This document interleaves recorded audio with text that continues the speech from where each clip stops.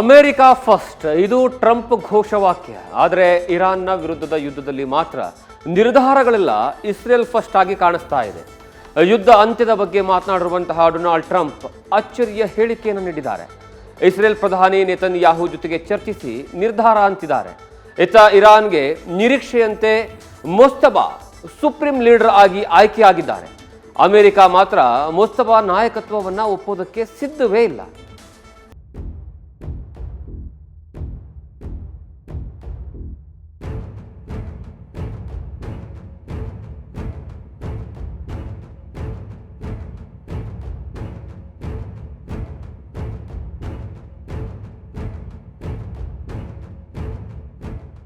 ಪಶ್ಚಿಮ ಏಷ್ಯಾವೇ ಯುದ್ಧದ ಅಂಗಳ, ಗಲ್ಫ್ನ ಇಂಚಿಂಚೂ ನೆಲವು ರಕ್ತದ ಅಂಚು.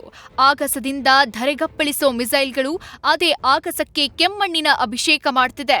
ಮಿಂಚಿನ ದಾಳಿಗಳು ಇರಾನ್ನನ್ನ ಸೀಳಿ ಹಾಕ್ತಿದ್ದು, ಕಣ್ಣಳತೆಗೆ ನಿಲುಕದ ಬಯಲು ಭೂಮಿಯೆಲ್ಲ ಮಡಿದವರ ಆರ್ತನಾದಕ್ಕೆ ಗೋರಿ ಕಟ್ತಿದೆ. ಈಗಾಗಲೇ ಶರಣಾಗತಿ ಎಂಬ ಟ್ರಂಪ್ ಇಟ್ಟ ಪ್ರಸ್ತಾಪಕ್ಕೆ ಉಪ್ಪು ನೀರು ಬಿಟ್ಟ ಇರಾನ್ ರಣಭೂಮಿಯಲ್ಲೇ ಹೊಸ ಸಾರಥಿಗೆ ಪಟ್ಟ ಕಟ್ಟಿ ರಣವಿಹಾರ ಮಾಡ್ತಿದೆ. ಇರಾನ್ ಸುಪ್ರೀಂ ಲೀಡರ್ ಆಗಿ ಮುಜ್ತಬಾ ಅಧಿಕೃತ ಆಯ್ಕೆ. ಹುಡುಕಿ ಹೊಡಿತೀನಿ ಎಂದು ಟ್ರಂಪ್ ಹೊಸ ಎಚ್ಚರಿಕೆ. ಇರಾಕ್ ಯುದ್ಧವನ್ನ 8 ವರ್ಷ ದೀರ್ಘಕ್ಕೆ ಸಾಗಿಸಿದ ಅಮೆರಿಕಾಗೆ ಇರಾನ್ ಯುದ್ಧವನ್ನ ಬೇಗ ಮುಗಿಸೋ ದಾವಂತ. ಈಗ 12ನೇ ದಿನಕ್ಕೆ ಕಾಲಿಟ್ಟ ಘನಘೋರ ಕಾಳಗ. ಇರಾನ್ನ ಪರಮೋಚ್ಚ ನಾಯಕ ಅಯತೊಲ್ಲಾ ಖಮೇನಿಯ ಹತ್ಯೆ ಮಾಡಿ ಕಳಂಕ ಹೊತ್ತಿದೆ. ನಿನ್ನೆ ಖಮೇನಿಯ ಮಗ ಮುಜ್ತಬಾ ಖಮೇನಿಯನ್ನ ಇರಾನ್ನ ಸುಪ್ರೀಂ ಲೀಡರ್ ಆಗಿ ಒಮ್ಮತದ ಆಯ್ಕೆ ಮಾಡಲಾಗಿದೆ.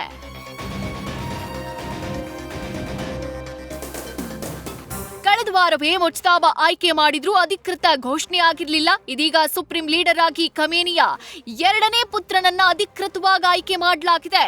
ದೇಶವನ್ನ ಮುನ್ನಡೆಸೋಕೆ ಉತ್ತರಾಧಿಕಾರಿಯನ್ನ 88 ಸದಸ್ಯರ ಅಸೆಂಬ್ಲಿ ಆಫ್ ಎಕ್ಸ್ಪರ್ಟ್ಸ್ ಆಯ್ಕೆ ಮಾಡಿದೆ. ಖಮೇನಿಯ 2ನೇ ಪುತ್ರ 56 ವರ್ಷದ ಮುಜ್ತಬಾ ಹುಸೇನಿ ಇರಾನ್ನ ಧಾರ್ಮಿಕ ಕ್ಷೇತ್ರ ಮಶಾದ್ನಲ್ಲಿ ಜನಿಸಿದ್ರು. ಆರಂಭದಿಂದಲೂ ಇಸ್ಲಾಮಿಕ್ ರೆವಲ್ಯೂಷನರಿ ಗಾರ್ಡ್ ಕಾರ್ಪ್ಸ್ ಜೊತೆ ನಿಕಟತೆ ಹೊಂದಿದ್ದ ಮುಜ್ತಬಾ 1980ರ ದಶಕದಲ್ಲಿ ಇರಾಕ್ನ ಸದ್ದಾಮ್ ಹುಸೇನ್ ಸಾರಿದ್ದ ಯುದ್ಧದಲ್ಲಿ ಇರಾನ್ ಪರ ಭಾಗಿಯಾಗಿದ್ದ. ಖಮೇನಿ ಆಡಳಿತದಲ್ಲಿ ಅಧಿಕೃತ ಹುದ್ದೆ ಇಲ್ಲದಿದ್ರು ಶಾಡೋ ಲೀಡರ್ ಆಗಿ ಬೆಳೆದ ಮುಜ್ತಬಾ 2009ರ ವಿವಾದಿತ ಅಧ್ಯಕ್ಷೀಯ ಚುನಾವಣೆ ನಂತರ ಎದ್ದ ಪ್ರತಿಭಟನೆಗಳ ದಮನಿಸುವಲ್ಲಿ ಪ್ರಮುಖ ಪಾತ್ರ ವಹಿಸಿದ್ರು. ಟ್ರಂಪ್ ಫಸ್ಟ್ ಅವಧಿಯಲ್ಲಿ ಜೂನ್ 24, 2019ರಂದು ಕೆಲಕಾಲ ನಿರ್ಬಂಧ ಹೇರಲಾಗಿತ್ತು. ತೆರೆಮರೆಯ ಅಧಿಕಾರ ಚಲಾಯಿಸೋ ಪವರ್ ಬ್ರೋಕರ್ ಅಂತ ಆರೋಪಿಸಿತ್ತು. ಇಂಟ್ರೆಸ್ಟಿಂಗ್ ಅಂದ್ರೆ ಮುಜ್ತಬಾ ಅತ್ಯಂತ ಪ್ರಬಲವಾಗಿ ಬೆಳೆಯೋಕೆ ಕಾರಣ ಆತನ ವಿವಾಹ ಸಂಬಂಧ. ಸಾಂಪ್ರದಾಯಿಕ ಘೋಲಂ ಅಲಿ ಪುತ್ರಿ ಜೊತೆಗಿನ ಮುಜ್ತಬಾ ಮದುವೆ ಇರಾನ್ನ ಅತ್ಯಂತ ಶಕ್ತಿಶಾಲಿ ಕುಟುಂಬಗಳನ್ನ ಒಂದಾಗಿಸಿತ್ತು. ನಮ್ಮಿಂದ ಅನುಮೋದನೆ ಪಡೆಯದ ಆಯ್ಕೆಗೆ ಉಳಿಗಾಲವಿಲ್ಲ. ಸುಪ್ರೀಂ ಲೀಡರ್ ಆದ ಮುಜ್ತಬಾ ವಿರುದ್ಧ ಟ್ರಂಪ್ ಕೆಂಡ. ಇನ್ನು ಅಮೆರಿಕ ಅಧ್ಯಕ್ಷ ಡೊನಾಲ್ಡ್ ಟ್ರಂಪ್ ಈ ಆಯ್ಕೆ ಅಸಮಂಜಸ ಅಂತ ಖಂಡಿಸಿದ್ದಾರೆ. ಇರಾನ್ ಸುಪ್ರೀಂ ಲೀಡರ್ ಆಗಿ ಮುಜ್ತಬಾ ಸ್ವೀಕಾರಾರ್ಹವಲ್ಲದ ವ್ಯಕ್ತಿ. ಇರಾನ್ ಯಾವುದೇ ಹೊಸ ಸುಪ್ರೀಂ ಲೀಡರ್ ದೀರ್ಘಾಯುಷ್ಯು ಅಮೆರಿಕದ ಮಾನ್ಯತೆಯನ್ನ ಅವಲಂಬಿಸಿದೆ ಅಂತ ಧಮಕಿ ಹಾಕಿದ್ದಾರೆ. ಈ ಮೂಲಕ ಮುಜ್ತಬಾ ಹತ್ಯೆಗೈಯೋ ಬೆದರಿಕೆ ಒಡ್ಡಿದ್ದಾರೆ.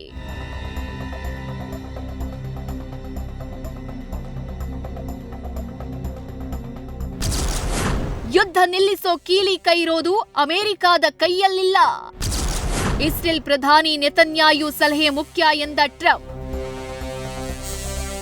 ಯುದ್ಧ ಹೇಗ್ ಬೇಕಾದ್ರೂ ಆರಂಭ ಆಗ್ಬೋದು, ಆದ್ರೆ ಅದರ ಅಂತ್ಯ ಯಾರ ಕೈಲೂ ಇಲ್ಲ. ಈ ಯುದ್ಧವೂ ಅಷ್ಟೇ. ಇರಾನ್ ಮೇಲಿನ ದಾಳಿಯನ್ನ ನಿಲ್ಲಿಸೋ ವಿಚಾರದಲ್ಲಿ ಟ್ರಂಪ್ ರಾಗ ಅಚ್ಚರಿ ಮೂಡಿಸ್ತಾ ಇದೆ. ಈ ಯುದ್ಧವನ್ನ ಯಾವಾಗ ಕೊನೆಗಳಿಸಬೇಕು ಎಂಬುದು ನನ್ನ ಮತ್ತು ಇಸ್ರೇಲ್ ಪಿಎಂ ನೆತನ್ಯಾಹು ಅವರ ಜಂಟಿ ನಿರ್ಧಾರ ಅವಲಂಬಿಸಿದೆ ಎಂದಿದ್ದಾರೆ.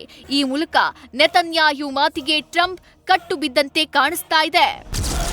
ಇಸ್ರೇಲ್ ಹಾಗೂ ಸುತ್ತಲಿನ ಎಲ್ಲವನ್ನ ನಾಶ ಮಾಡೋದಕ್ಕೆ ಇರಾನ್ ಹೊರಟಿತ್ತು. ನಾನು ಮತ್ತು ನೆತನ್ಯಾಹು ಇಲ್ಲದೆ ಇದ್ದಿದ್ರೆ ಇಸ್ರೇಲ್ ಅನ್ನ ಇಸ್ಲಾಮಿಕ್ ಗಣರಾಜ್ಯ ನಾಶ ಮಾಡ್ತಾ ಇತ್ತು. ನಾವು ಒಟ್ಟಾಗಿ ಕೆಲಸ ಮಾಡಿದ್ದೇವೆ. ಇಸ್ರೇಲ್ ಅನ್ನ ನಾಶ ಮಾಡೋದಕ್ಕೆ ಬಯಸಿದಂತಹ ದೇಶವನ್ನ ನಾಶಪಡಿಸಿದ್ದೇವೆ. ಇರಾನ್ ಜೊತೆಗಿನ ಯುದ್ಧ ಯಾವಾಗ ಕೊನೆಗೊಳ್ಳುತ್ತೆ ಎಂಬುದನ್ನ ನಾವಿಬ್ಬರು ಮಾತುಕತೆ ನಡೆಸಿ ನಿರ್ಧರಿಸುತ್ತೇವೆ. ಸರಿಯಾದಂತಹ ಸಮಯದಲ್ಲಿ ನಿರ್ಧಾರವನ್ನು ತೆಗೆದುಕೊಳ್ತೇವೆ. ಎಲ್ಲವನ್ನ ಗಣನೆಗೆ ತೆಗೆದುಕೊಳ್ಳಲಾಗುವುದು. ಒಟ್ಟಾರೆ ಭವಿಷ್ಯದಲ್ಲಿ ಇಸ್ರೇಲ್ನ ಭದ್ರತೆಗೆ ಧಕ್ಕೆಯಾಗದಂತೆ ಯುದ್ಧವನ್ನ ತಾರ್ಕಿಕ ಅಂತ್ಯಕ್ಕೆ ಕೊಂಡೊಯ್ಯೋ ಗುರಿ ಹೊಂದಿದಂತೆ ಕಾಣಿಸ್ತಾ ಇದೆ. ಅತ್ತ ಹೊಸ ನಾಯಕನಿಗೆ ಪಟ್ಟಾಭಿಷೇಕ ಮಾಡಿ ಶರಣಾಗತಿ ತಳ್ಳಹಾಕಿ ರಣರಂಗವೇ ಉತ್ತರ ಅಂತ ಕಹಳೆ ಮೊಳಗಿಸಿದೆ. ಹೀಗಾಗಿ ಗಲ್ಫ್ ಯುದ್ಧವು ಮತ್ತಷ್ಟು ವಿನಾಶಕ್ಕೆ ಒಯ್ಯೋದಂತೂ ನಿಶ್ಚಿತ. News first bureau. News first ನಿರ್ಭೀತಿಯಿಂದ ನಿಮ್ಮ ಪರವಾಗಿ.